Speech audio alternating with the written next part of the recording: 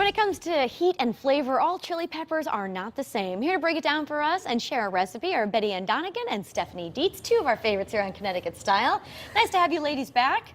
So we are going to get the breakdown on chili peppers today, aren't we? Yep. These are examples. These are jalapeno peppers. Okay. And this is just a red bell pepper.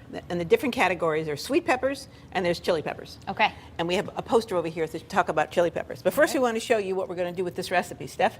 Okay, so we're going to use two types of peppers and we're going to roast them. Okay. So we can roast them on a grill pan, outside on a grill, underneath a broiler. Or over a gas flame. Okay. Until they're completely blackened. Those are blackened. Okay. Those are blackened, yeah. So they're both totally blackened. Then you have to put them in a container and let them sit until they're cool, and that'll loosen the skin so that you can just peel it and it'll all come off just like that. Okay? And you don't need the skin for anything? Nope, No, you don't want no. the skin out because it's just all black and charred. So then I'm going to take the seeds and this, the ribs out of this, and that'll reduce the heat a little bit, and I'm going to chop that up. I'm going to do the same thing with the red pepper. And then I'm also going to do the mango. So this is a peeled mango. Okay. And we have a mango cutter. Of course you do. Okay. Usually works. Okay, I'm going to try and find the center of it. Then all you have to do, hopefully, is push down on it. Yeah. What's a handy tool? It is. There you go. Right? And about 90% of mangoes are okay. Properly shaped. Yeah. Ah, I get it, Sometimes okay. the pits are a little bit big, and the That pit, worked very nicely. Yeah. The pit in a mango is so hard that the knife won't cut it. Oh, okay. So then if you hit that, you have to give up. Adjust. Yeah, yeah. So the ingredients that we have are the mango, the chili peppers. Here we have some onions that were thinly sliced and sautéed, and then we also have brie. Okay, Lovely. brie cheese, which is the cheese that holds us together. What we did with this is we put it in the freezer for a little while and then shredded it in the Cuisinart. Oh. And that makes it easy to mix up. And that's Did what you it looks include like. the top part too? or Yep, don't you take do? off the Okay. rind, just Yeah. put it right in the Cuisinart, but it has to be frozen for about 15 minutes, and that's in the freezer. I mean, that's in the recipe, how to do that. Okay. So, and then you get a mixture that's going to look like this, and I'm going to just keep chopping while you guys talk about chili peppers. So we want to talk about chili peppers. Yes. I did not know there was such a variety. Yes, there is. Now, the thing of it is, the big ones are very mild. Okay. The little ones are very hot. This chart is listed on the Scoville scale. The Scoville scale is the test for the heat that's in chili peppers, and it's a logarithmic function. Now, this is a 1. This is pimento. Okay. This is a 1 in terms of heat, which is not very hot. You can eat that. No problem there. Not a problem at Okay. all. Now, a 2 is 10 times hotter than a 1. Oh, so And a these are definitely going to be hot. Yeah, then. and a 3 is 100 times hotter than a 1, and a 4 is 1,000, and a jalapeno is 5 times. This is a 5, so it's 10,000 times hotter than a 1. Than a red pepper. So once you get up to the 5s, you want to wear gloves. Okay. Because capsaicin that's in the chili peppers, that's the compound in chili peppers that makes them hot. It's not water soluble. Okay. So if you just wipe off your hands with water, It's gonna spread, right? It's gonna get in your eyes. It's worse. If you eat a hot pepper and you drink water, it's worse because it just spreads the heat. Oh. So you have to eat something that has fat in it, like butter or milk or something that has some fat in it.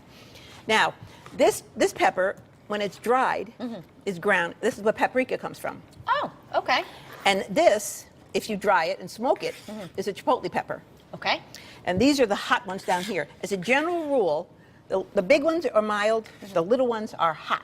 And these are ferociously hot. These are 10s. Unbearable, huh? Yeah, and Thai chilies and chili piquin and all the, ferociously hot. Okay. So we're using 5s in this. Okay.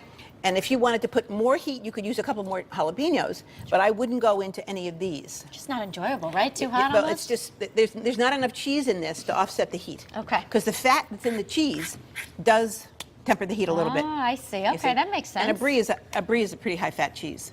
Got it.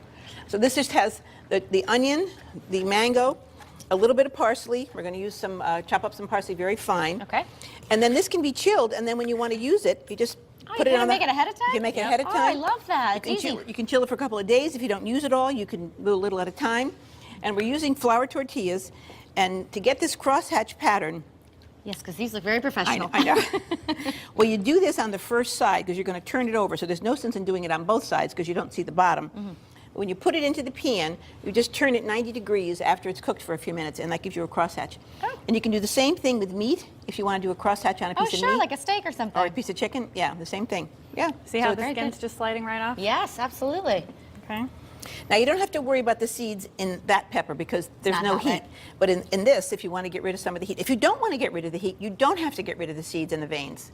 Okay, But with that all, makes sense. With all chili peppers, a very large percentage of the heat is in the veins and in the seeds. Okay. It's a All little right, so messy. I could tell that. Yeah. You're just going to chop that up, Yep. and that's that? Yep. Yep. You want to put the cheese in the mixture Sure. there, Mom? Yep. Oh, this is all going to melt together Now very this is going to nicely, be, right? you see how this is staying separate, hasn't all melted together? Because it's cold, because we froze it. And this was Steph's idea, because when we first started doing this, she used to slice it. And what happened is, it was hard, first of all, it's hard to slice it, but then the mixture wasn't staying together. Oh. But shredding it like this, when the cheese melts, it's like the glue that holds the That quesadilla makes together. sense.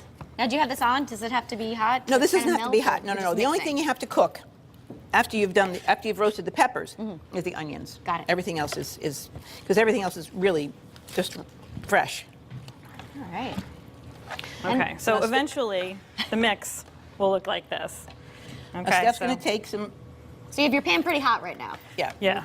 Yeah. This is a mixture of melted butter and oil. Okay. Okay, so that's what we're going to put on the outside of the quesadilla. So Now, the you reason just for the take- oil and the butter mixture, it raises the smoke point of the butter. Butter smokes at about 350 degrees, and olive oil doesn't smoke for almost another 100 degrees. Okay. So if you use just butter, before you got this nice golden color, it would burn. Oh, okay. So that, it just makes it easier to do. So you have to use a mix. Just brushing it on with a little bit of a brush. right. And it's the first side that you're going to do the crosshatch on. Okay. Because you don't want to keep flipping these back and forth. It's not that easy to move You don't want them these. to come apart either. Exactly. We have about 30 seconds left, ladies. And we're going to cut this like this, see? Ah, You see how this is it cooled stayed slightly. together. This is a little bit cooled. If you take them right out of the pan and put them onto the cutting board and try to cut them, they're going to ooze a little bit. But once you have to you can't eat them that hot anyway. Right. What a great snack here. Yeah, these are delicious. Yeah, you could have these for lunch. It doesn't have to just be like It can it's be an great for appetizer. barbecue and stuff. But Go ahead. All right. They look great. Mmm. What a taste. Oh, Yeah. it's sweet. Yeah. But there's a little bit of a kick. Yep. Yep. Oh, this is great. Isn't Thanks that for lunch. delicious? You bet. We're going to have the recipe over on WTNH.com as we always do. Ladies, thanks so much. You're welcome. All right, coming up next, we'll give you a preview of Fishtail Tugs and Sales event when Dow returns. These are really good.